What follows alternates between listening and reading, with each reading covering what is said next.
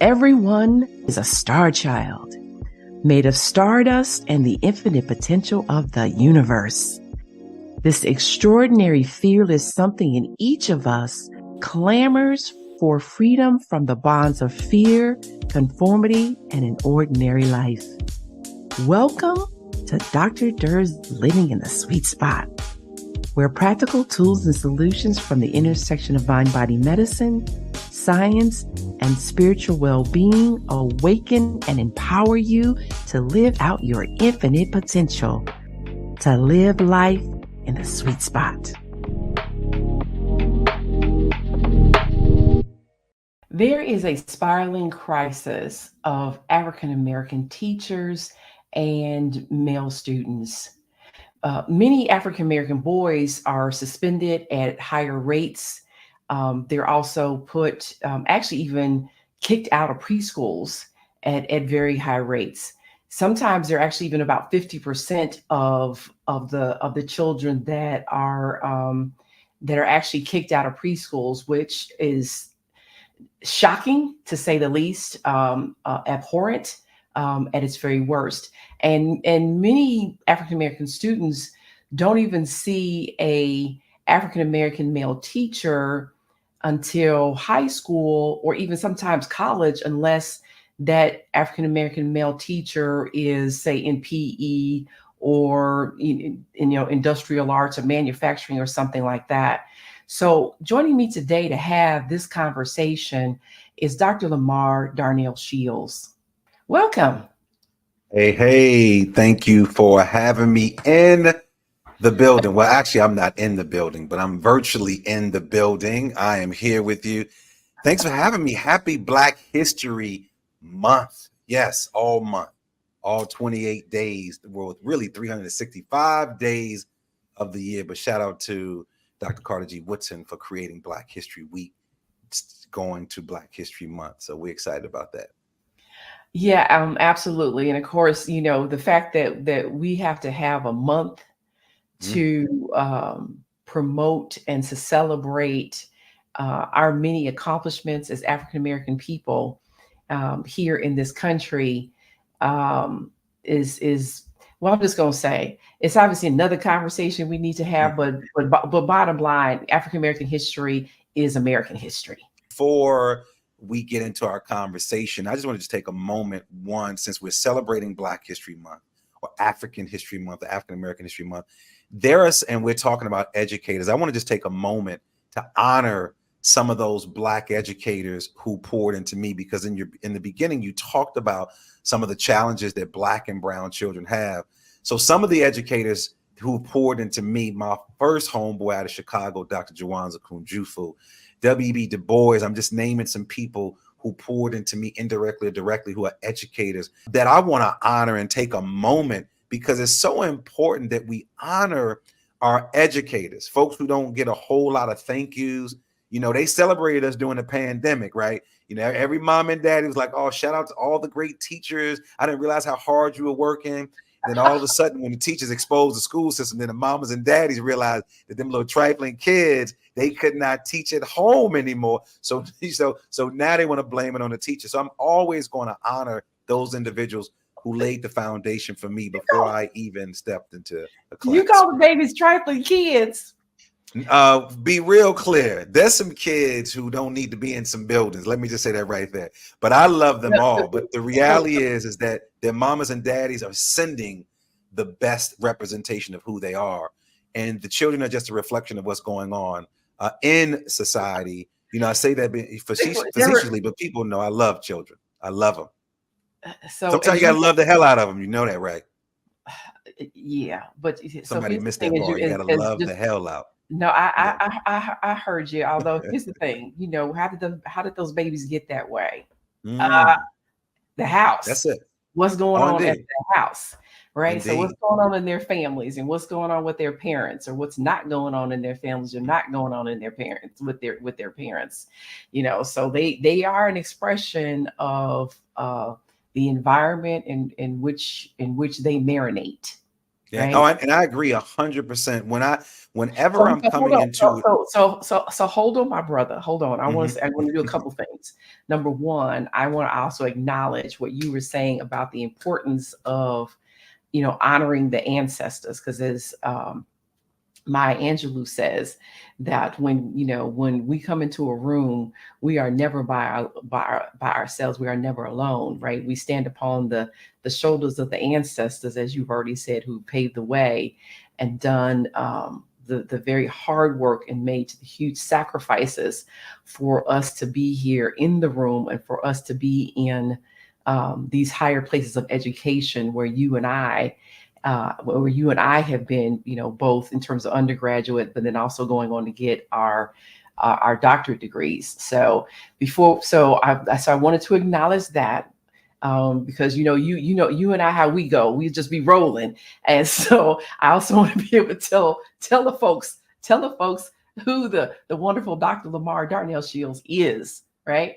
So he is a social entrepreneur, a wellness coach, an inspirational speaker, an educator who loves to create and build with purpose. As the founder and senior director of education and innovation at the Cambio Group, the former professor at Johns Hopkins School of Education, Dr. Lamarr Darnell Shields, has dedicated his life to inspiring adults and youth alike to pursue a higher purpose, achieve sustainable value for long-term success, and cope with adversity in order to create opportunities in their personal, professional, and spiritual lives. So welcome to the platform, my brother, I'm Dr. all Shields. those people. Wow, I appreciate. So being in your space is always an honor. I'm always excited to just share whatever information I have. You and I talking, it's like Charles Barkley and Gayle King. We can sit up here forever. It's not an interview.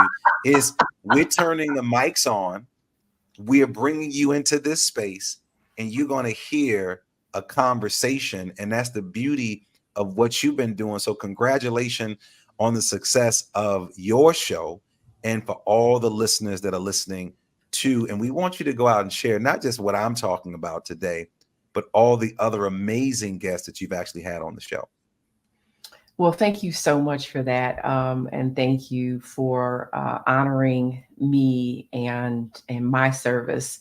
It is my desire to awaken, to enlighten, to inspire, to empower people to live out the infinite potential that they already are. I tell people, you have potential only because you are potential. Mm. Right. So it's not about getting or acquiring something that we are not. It is only really the recognition of who we already are. So Mm. one of the things I want to do is to awaken people to that knowing, to that truth. So that when somebody tries to tell you that you're inferior and that you're inadequate, it's like, Mm. right, Yeah. right. You know what? That's your opinion, but that's not truth. So that we recognize we don't have to allow other folks to impose upon us, whether they family, whether they foe, whether they're society, but whomever that, we don't have to accept other people's opinions of us. So I tell people, opinions, folks are like ice cream, right? There's about 1,000 different flavors, and everybody doesn't like the same flavor of ice cream. So just because I don't like your flavor of ice cream, don't make it nasty. Because you don't like my flavor of ice cream, don't make it nasty.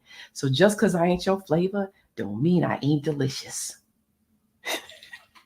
Look at you. You done turned some dude on who's supposed to be paying attention. He's like, oh, ice cream. I could see some ice cream. Brothers' minds just be like all over the place. They lost the metaphor. They thinking about you with the ice cream right now.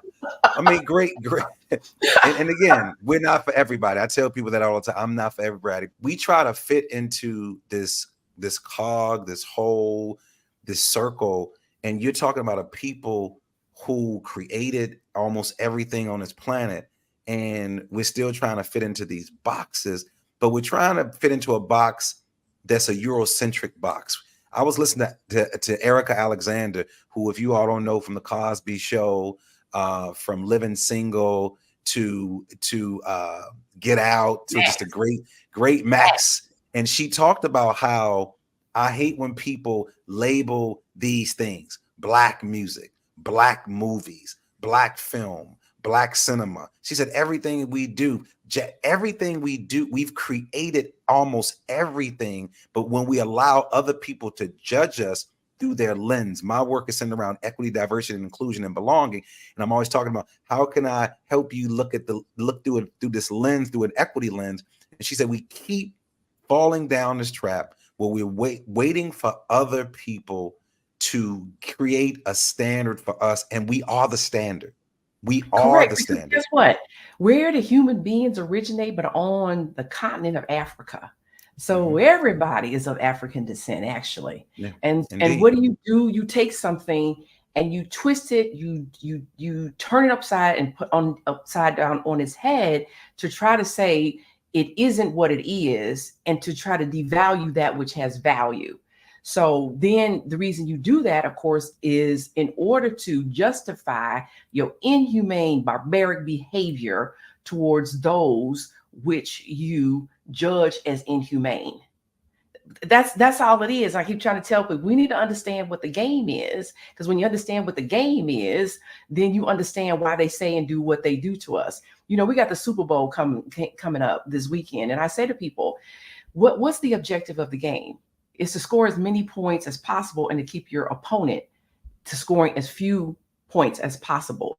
So if that's the objective of the game, do you allow the opposing team to march up and down the field unopposed, scoring at will? Do you allow that? No, you don't.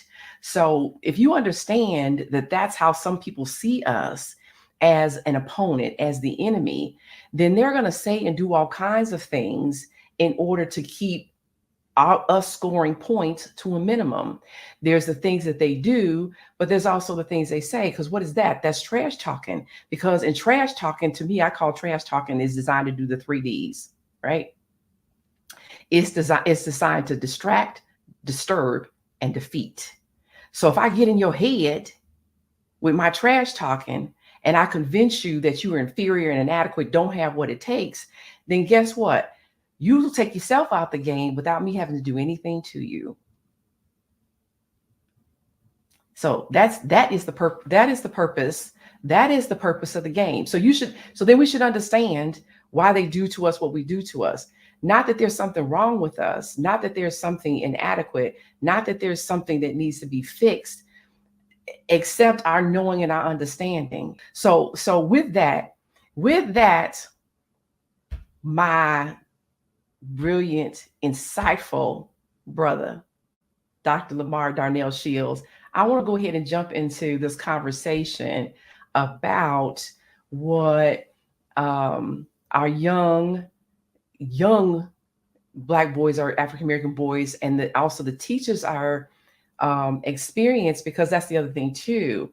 By and large, men compete with, i.e., go to war against other men. They don't do that against women. So again, we should not be surprised that they come at y'all harder, and in ways that they come at y'all that they don't come at us.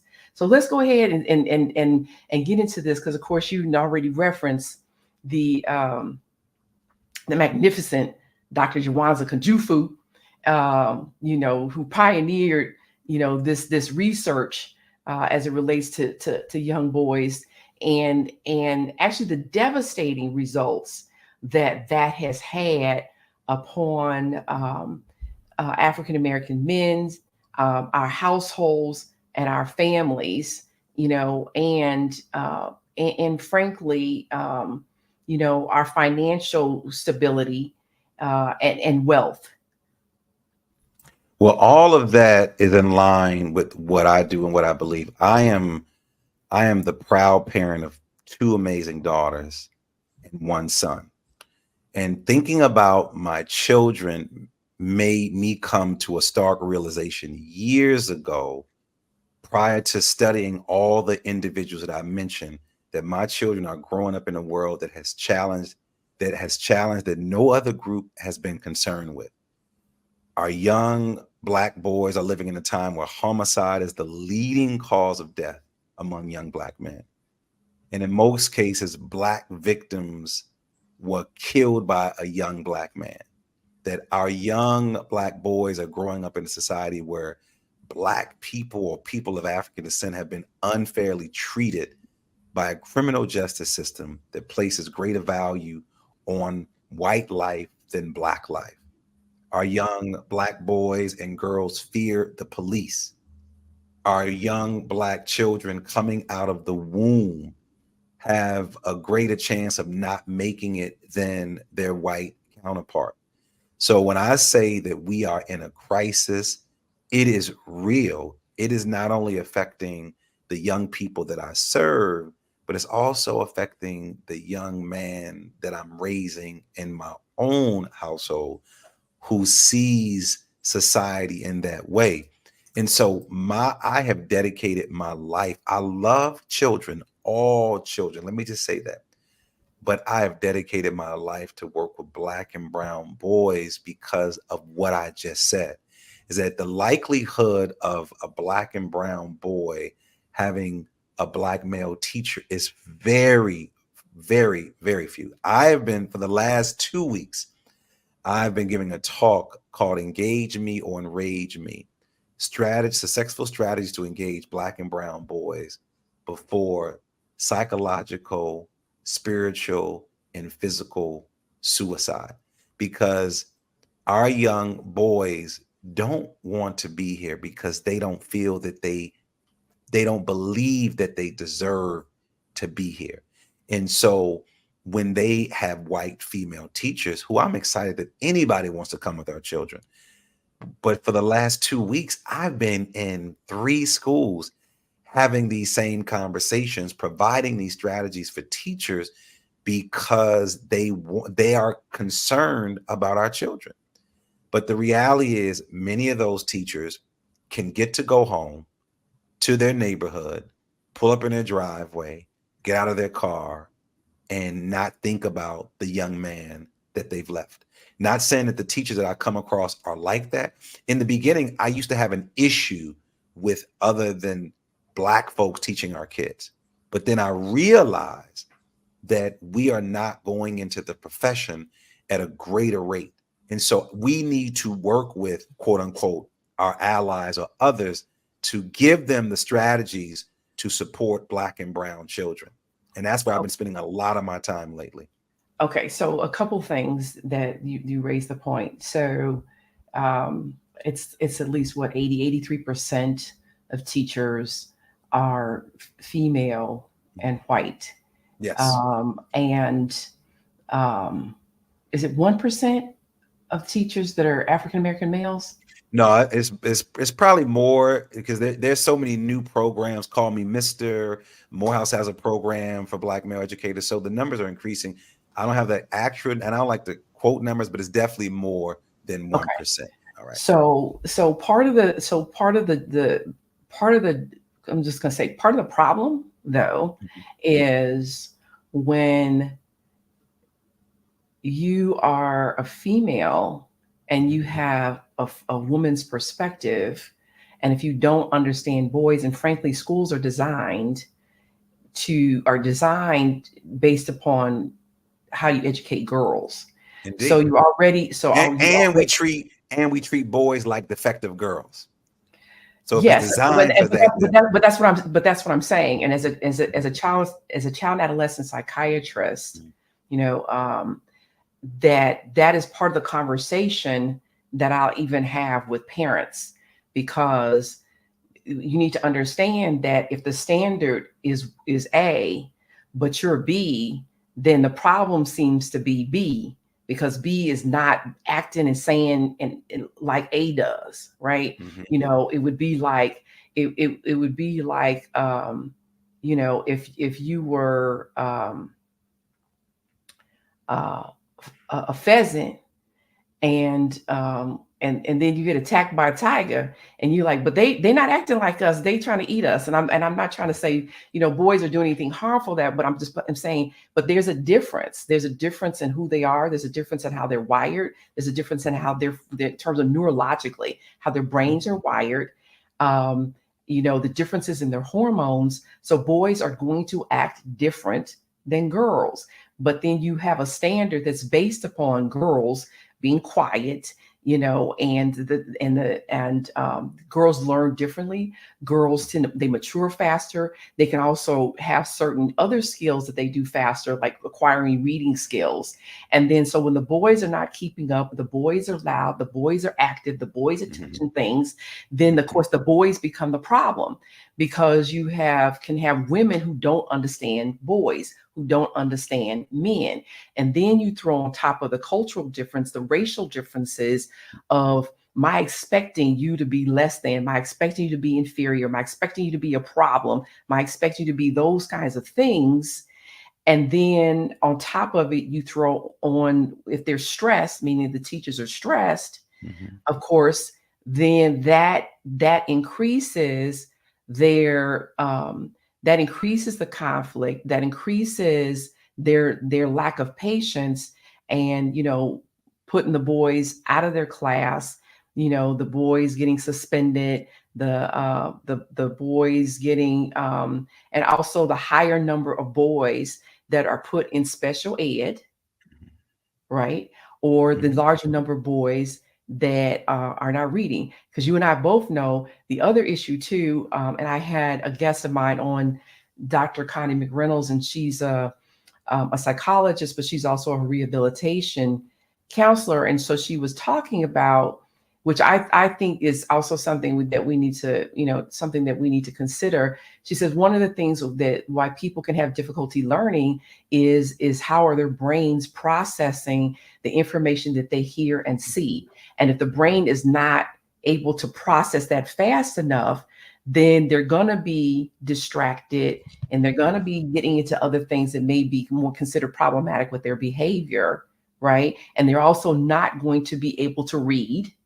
And, she talked about then for how you need to be able to, as you know, K-2 is where you learn how to read. Why? Because after you learn how to read from kindergarten to second grade, because after that, when you go into third grade, you have to use reading for almost everything you do in terms of your learning, even for math, right? You got to read. You got reading problems. You got to read the instructions.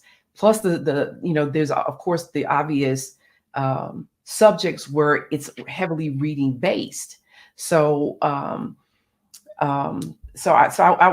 would like for you to please let's talk about that. Well, one of the things that we want to move away from is shifting this perspective from fixing the boys to fostering resiliency.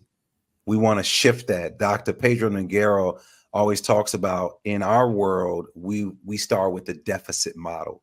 And one of the things that I do when I go to schools, I don't want to start with the deficit model, because many of the women, in particular, many of the white women who are there at the school wanting the best for their kids, there's a belief that they don't, but I've spent enough time around these individuals to know that they want the best.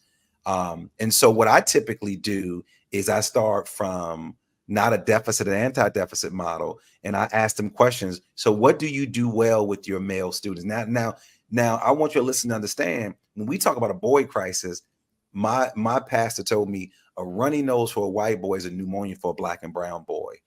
Symptoms are very different. There is a boy crisis because boys all across the board are labeled with almost everything. But when you get to the black and brown, those black and Latino boys, it's different. So starting out with the teachers, I asked them, what do you do well with your students? Then where can you improve? And then how can you strengthen your work with male students?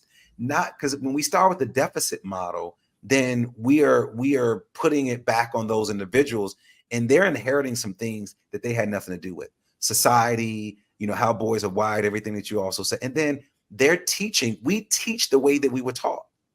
That's natural. You teach the way that you were taught. And so what I've discovered, and my son is very different from other boys that I come across, because he has what I say a very strong emotional vocabulary. He has a vocabulary that's very strong. When you do the math around children that are in poverty as opposed to kids not in poverty, if you're not in poverty, you have a higher vocabulary. There's some truth to that. But then also being around his sisters, being around other young ladies, you all use a lot of words. And so one of the things I'm constantly sharing with parents, you have a son, Do not give him the bullet version of what you want him to do and then allow him to say it in his own voice when they're young. So I heard you say, Baba or Dad, I heard you say, take out the trash. I heard you say, I need to do these things. What tends to happen with women that I see more, and not saying that men don't do this because nothing is 100% absolute, you layer instructions.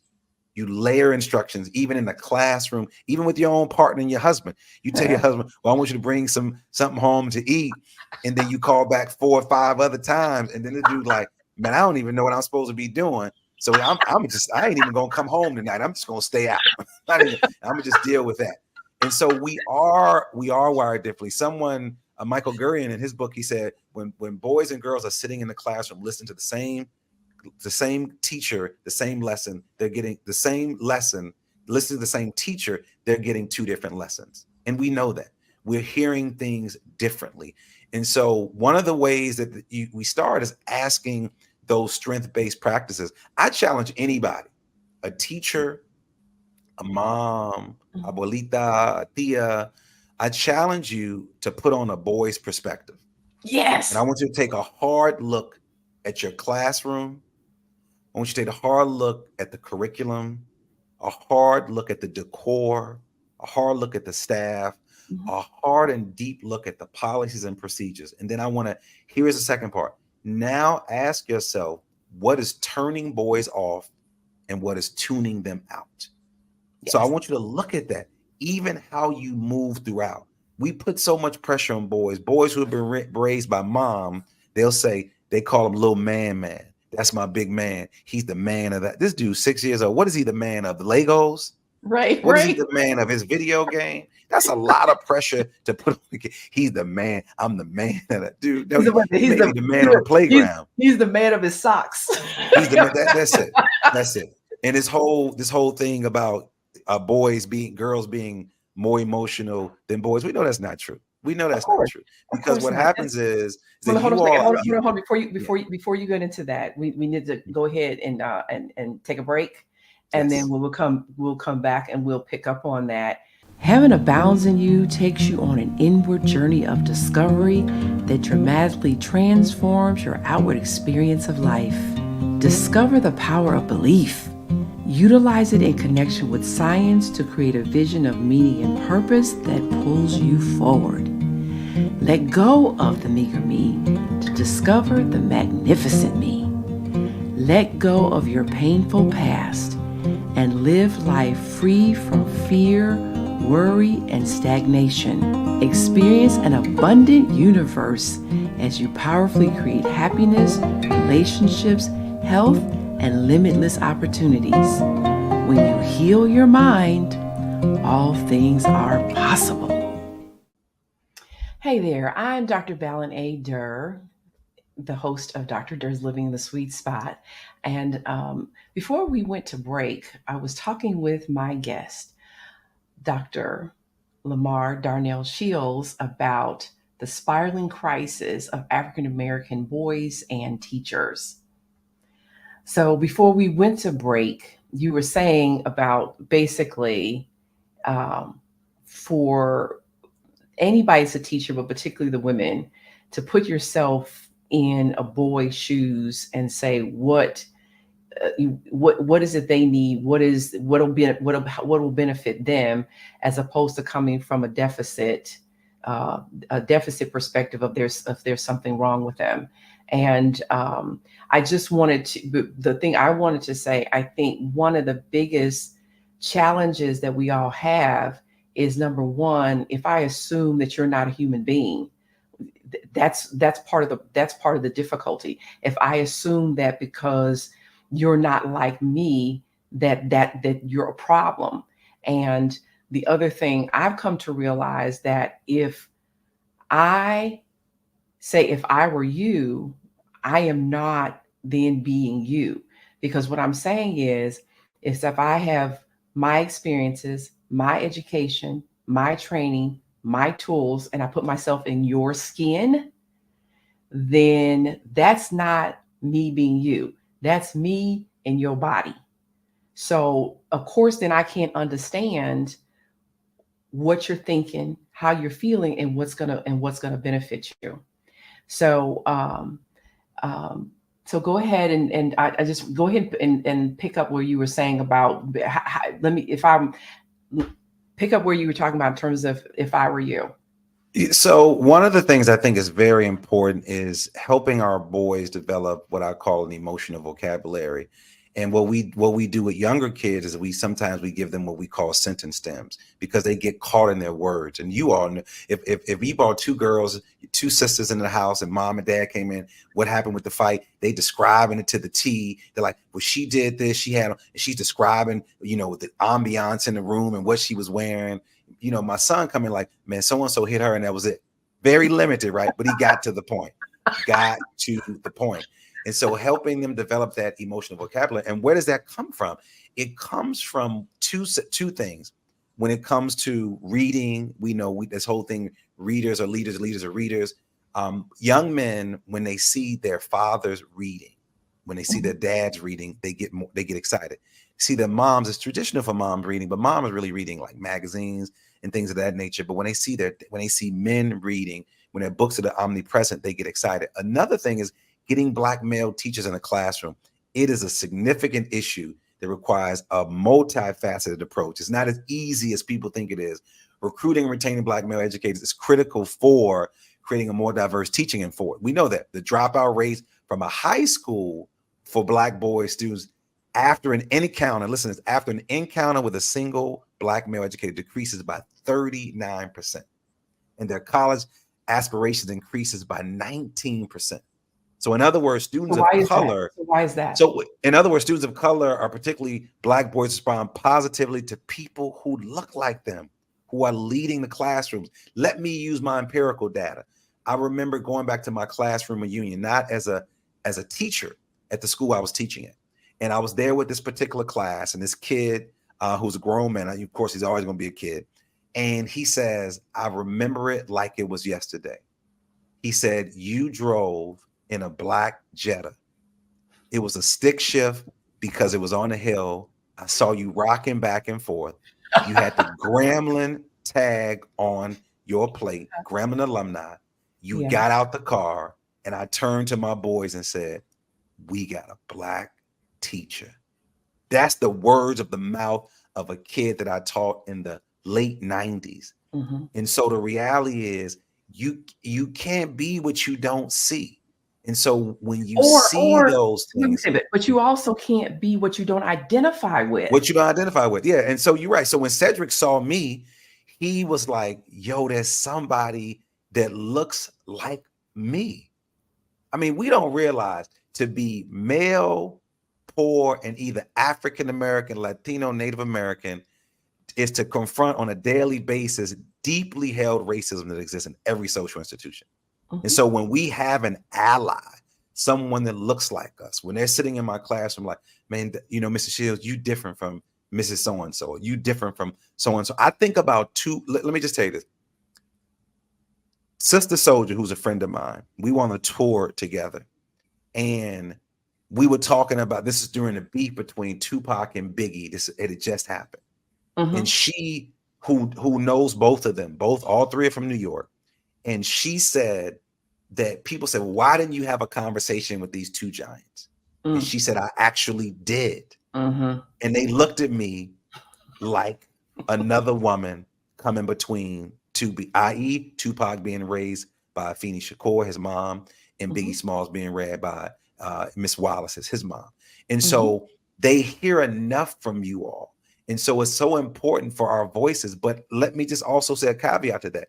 There's some men I won't put around a whole bunch of boys because they too are struggling in so many different areas. And we do a disservice when we just say, well, we just want a Black man in the room. It's like when a sister be like, yeah, Lord God, just send me a man, Lord God, just send me something. And then when that somebody show up, like, God, you didn't get the memo. No, you weren't specific enough of what you wanted. And so there are also some men who also need some training to engage our young people. This is hard work because these young people are dealing with so much. When I ask a kid, what do you want to be when you grow up? And he says, alive. How you respond to that? Not I want to be a doctor, lawyer, an MC. I want to be a graffiti artist, or I want to be a tattoo artist. I want to be alive. Right. And so this thing with our young men are real. So when I walk into spaces, it's almost like I'm gonna sit up straight a little bit. It's like when your mom said, man, wait till your father get home.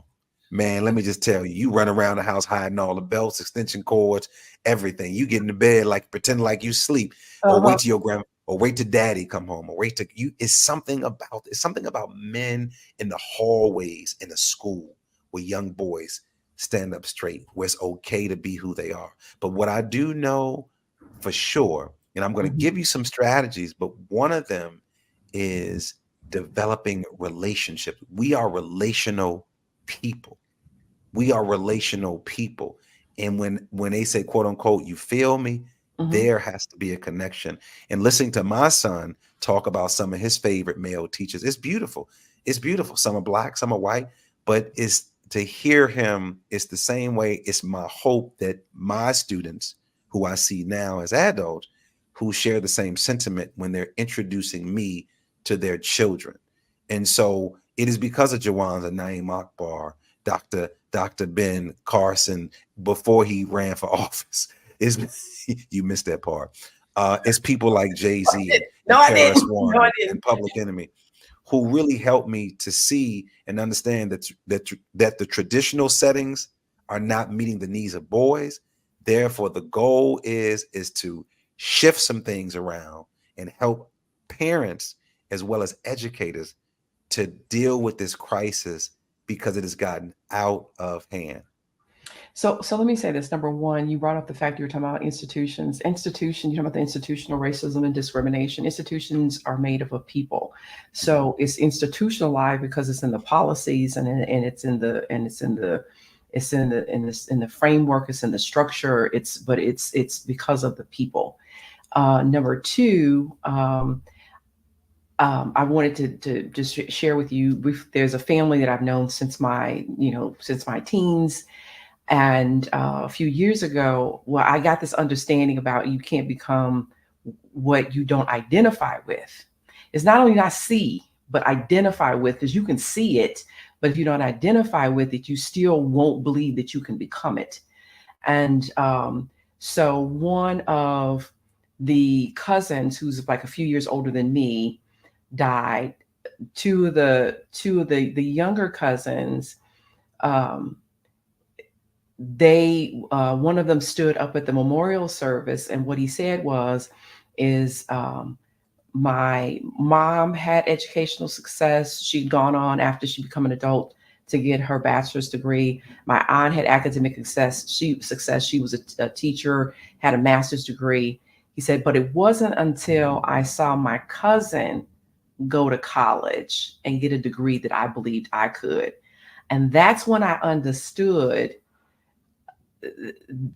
what was happening, in the sense of that even when you have successful women in the same household with a boy, because he doesn't see himself as like her, he will not identify with her and her ability to achieve success and think it's the same as his own.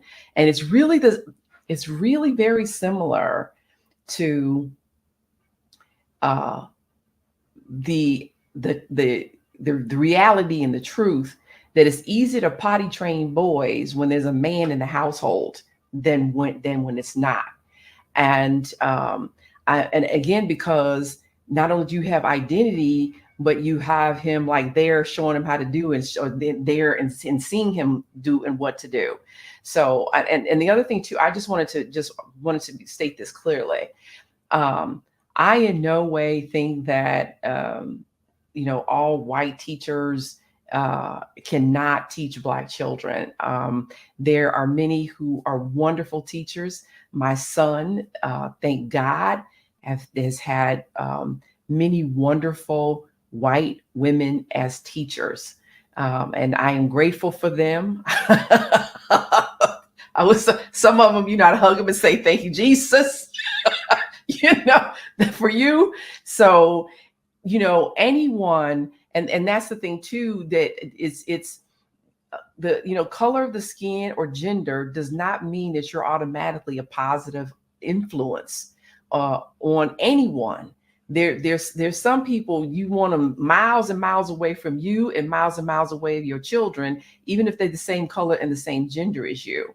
So I think that I don't think that's what we're saying in this conversation, where again we're talking about the issue of also of culture, but also again, do you see me as a human being, as deserving of education and dignity and respect and the ability to demonstrate, have the greatest demonstration of my infinite potential as you and your children do? And what is your willingness to see me for who I am and to say, I am not like you in terms of my learning style, in terms of my experiences, my traumas, my parents who may have been incarcerated or who may have substance abuse problems, or they're just working so much because they're trying to earn a living to keep a roof over our heads and keep us fed. So, and again, do I have some difficulties in learning, or do I just learn differently? And you, as a teacher and as an educational institution, are you willing to make adjustments in order to accommodate my learning style and my individuality? And I think that's in general the difficulty with schools, with educational. To me, they're more like stuff that was for the 50s. Are you willing to accommodate to this child's needs and how they learn, right? The other thing I see, and I want you to come back and talk about, again, what you were saying, what are some strategies for the boys? And we need to really get into also the issue about the male teachers, is also as a child and adolescent psychiatrist, both because of my own son, and he has ADHD, and then plus the children that I've taken care of. We have situations where they're coming to see me, and the teachers are making diagnosis, and that's one of those things I get my hips on my shoulders about. I'm saying, it's just like, oh, because they don't have a medical degree. They're practicing medicine without a license. Now, you can say you observe these things. You can say, I think it's a good idea for your child to get tested, but don't diagnose a child with a brain illness, right? Or dysfunction. The other thing too is when they're trying to get services, trying to get testing, a lot of parents can have difficulty. And frankly, I had difficulty myself getting my son tested, but because I'm a child and adolescent psychiatrist, I know how to navigate the system, right? I'm also a Black mama. So I said to him, and it had been apparent that he'd been having, hyper and impulsive and standing up, what he eats and that kind of stuff had been going on since kindergarten. But it wasn't until he got into 8th grade, I said, let me go ahead and finally have him tested and see what we need to do. I don't want to rush to put him on medicine or whatever. And it took months. They didn't get back to me. And I'm calling them up going, hey, what's going on? And the woman responds to me, oh, we decided he doesn't need testing. He's just disinterested. And Lord Jesus, if my head didn't spin around, and I might have been puking some green stuff out my head, but I was like, I said, the essence of what I said to her was, excuse me, but I'm a child and adolescent psychiatrist. You all are not. How are you going to tell me what my son needs and doesn't need in terms of testing? How are you going to even tell me what is the source of his disinterest in school without testing him? All you know is you can tell me that you think that this is what's going on, but you can't tell me that for sure, and you cannot tell me why. And so, of course, again, I go and have a conversation with the principal because I've established relationships with his teachers and the principals and the dean and everybody else throughout the time he's in school at various schools, and had the conversation. I've said, number one, I said the same things I said to him. I said, number two, and then I start speaking man language. Man language is, I pay over $9,000 a year in property taxes. And so internally what I'm thinking is, how dare you tell me that you will not test my child? Are you kidding me? When my property taxes go to fund this school, But I kept that part. But the thing I did say to him, I said, the other thing that's disturbing for me is, as a child and adolescent psychiatrist, I know how to navigate the system. I said, but what about the average parent who doesn't? And I said, I experience it quite frequently, where my parents who want their children to have help, who want to know what's going on with them, and the schools that their kids are in refuse to test them. Well, you have unpacked a whole lot that I wanted to touch on. I'm not even sure where I want to go, but I want to go back and then come back to what you just said, if I may. You talked about going to college and how your male cousin was more excited to see another male cross the stage, unlike you. There is some truth in that.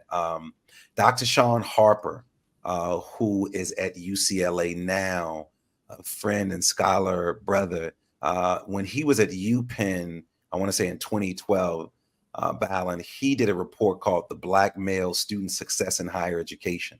It had never been done before. Mm-hmm. He got together over 217 Black men, gay, straight, poor, rich, single mom, 2 parents, 2 men, 2 women, just a variety of folks. Had never been done. Nobody had ever asked these successful, high-achieving Black men, how were they able to matriculate on to college? Nobody. I read the report, not just as from a research standpoint, but I wanted to see if my man Sean knew what the heck he was talking about. Read the report, then went and asked, after I agreed with it, went and asked 5 of my other brothers. And the top thing was about going to college. How did you end up in college? I always knew I was going because somebody told me, my parents, grandmother, they always knew.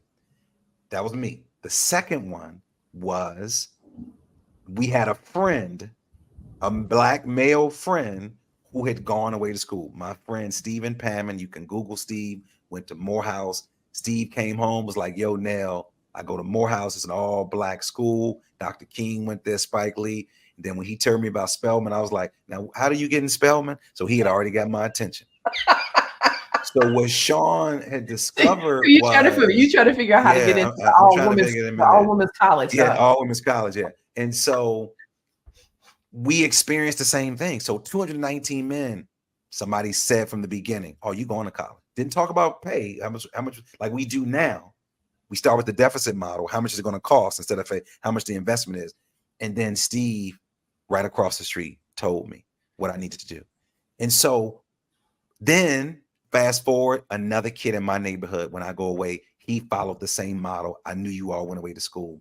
And so those images are very, very important when it comes to getting our young men into college. And I thank Sean Harper for coming up with that research years ago.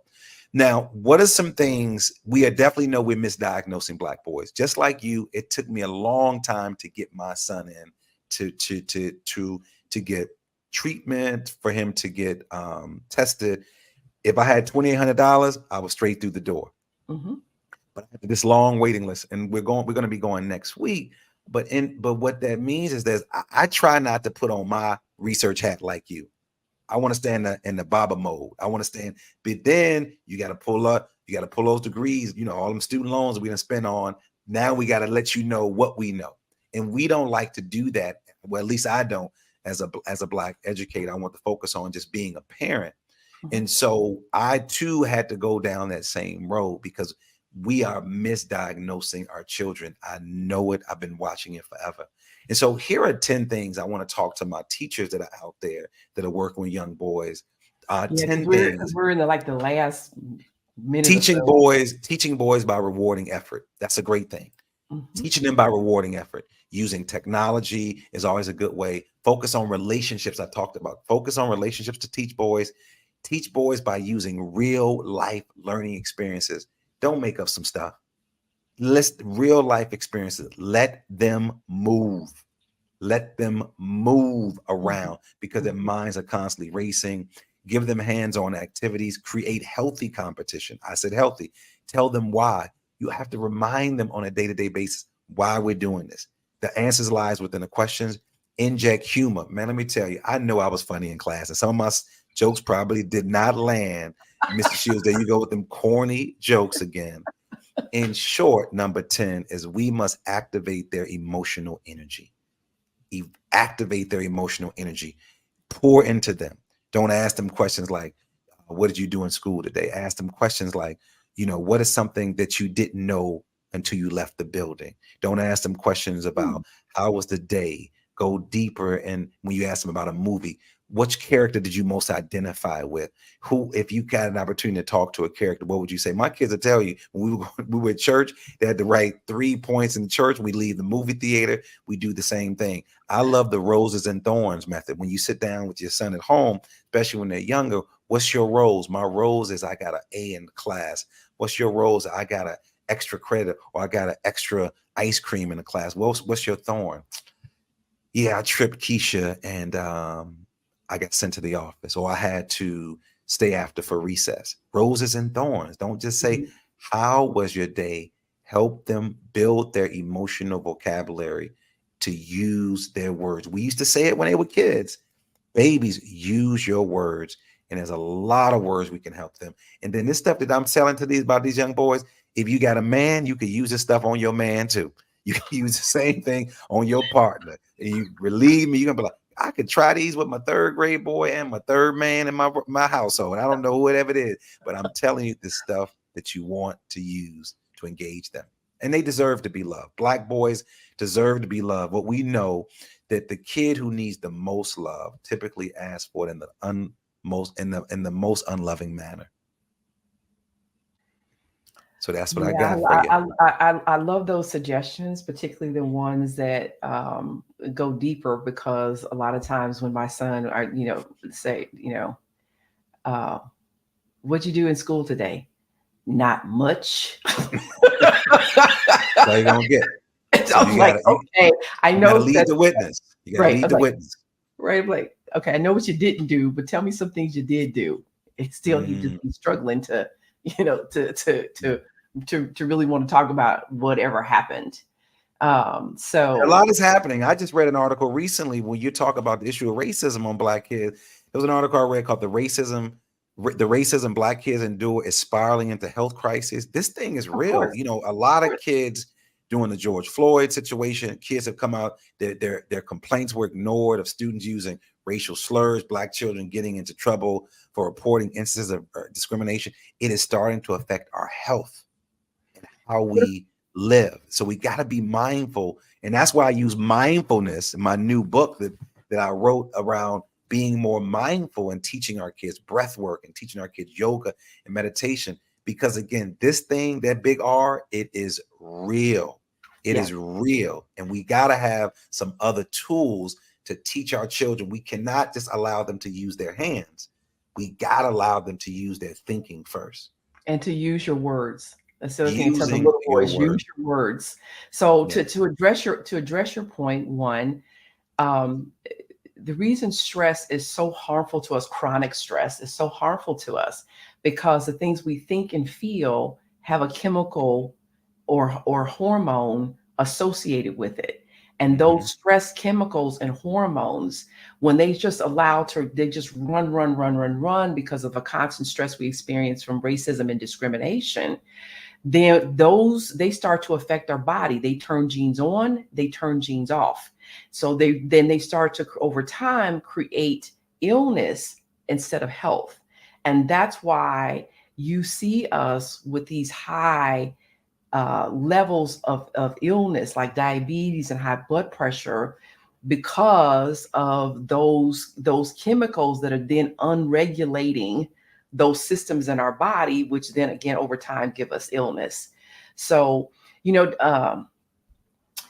Dr. Lamarr Darnell Shields, this is always again how we how we do, and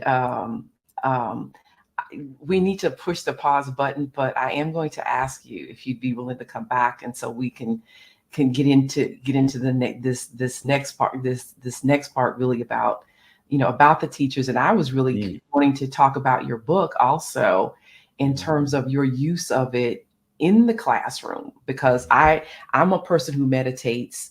I know how helpful it's been to me. And I've also seen instances where they use meditation in the classroom with the kids. Mm-hmm. They started off with their day, and I think they may do it a little bit later on in the afternoon before schools. And it's had a huge impact. Meditation and mindfulness has actually saved my life. And I would love to come back and share the things that I'm using. I am one of those individuals that start out my sessions with my boys with mindfulness and breath work.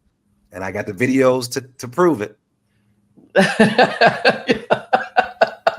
No, I absolutely believe you. So, so thank you so much for your commitment and your dedication, and your insights and understanding, like in your own unique brilliance that you bring to schools and to the community in your efforts to help us have greater demonstrations of our own wonderfulness, and to help us with our healing, and to help folks to see our humanity, and to understand that we are the same, and we are as equally deserving, because we have the same humanity as everyone else.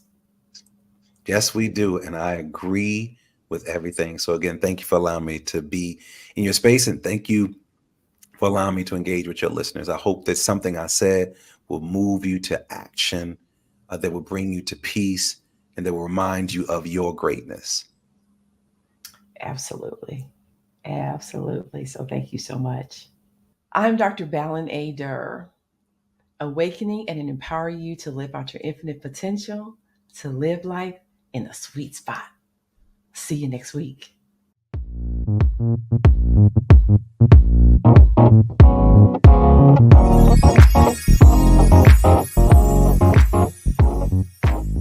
Thank you for joining us today in the sweet spot. Share, follow, and like us on social media. To learn more, please visit BalinADurrMD.com, spelled BalinADurrMD.com. Join us next week, and remember, when you heal your mind, all things are possible.